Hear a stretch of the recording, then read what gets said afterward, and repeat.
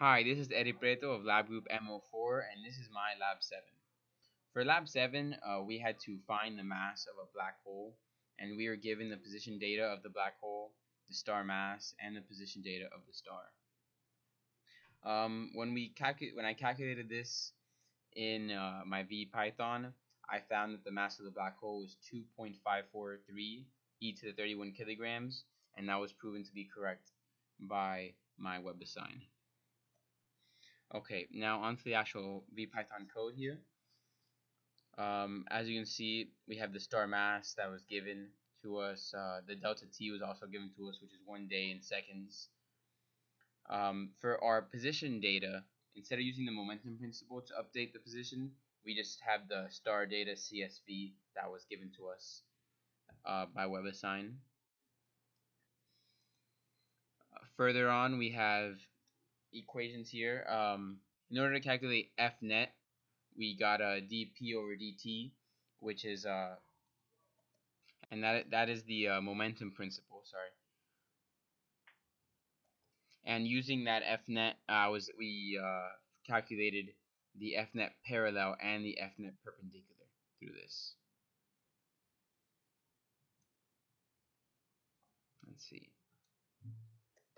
And those parallel and perpendicular Fnets are represented by arrows that you will see as soon as I run this code. On to the next one. This bottom section here is where we really find how to find the mass. I calculated R by getting the initial start position, and I subtracted it by the black hole position, and then I took the magnitude of that, and that gave me the R value for the equation that we used to calculate the mass. So we just printed the values here, and now I'm going to run the code. There you see that you can see the black force is the parallel force, the blue force is the perpendicular force, and the red force was always pointing towards the center of the black hole as the normal Fnet. And then you can see here all the things I printed. The mass of the black hole, which is 2.543, which I had shown you earlier, and then a bunch of other data. Okay, alright, now on to the what does it mean question.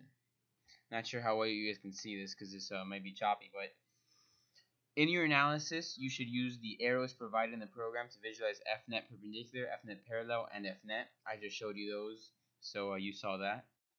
And then it says discuss how these quantities are related to delta P over delta T, and then there's also delta P over delta T parallel and perpendicular.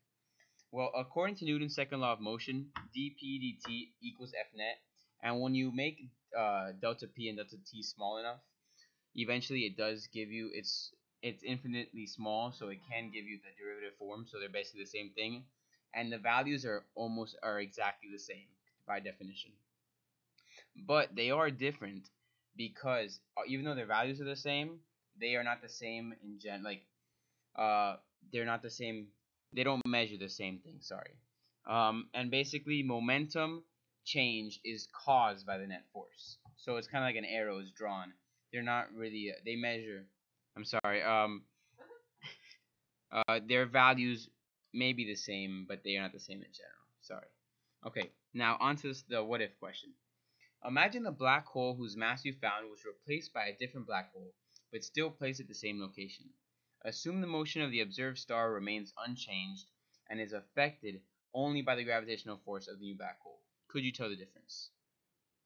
I don't think I would be able to tell the difference, mainly because if the motion was the same, then that would mean that the force acting on the star was the same.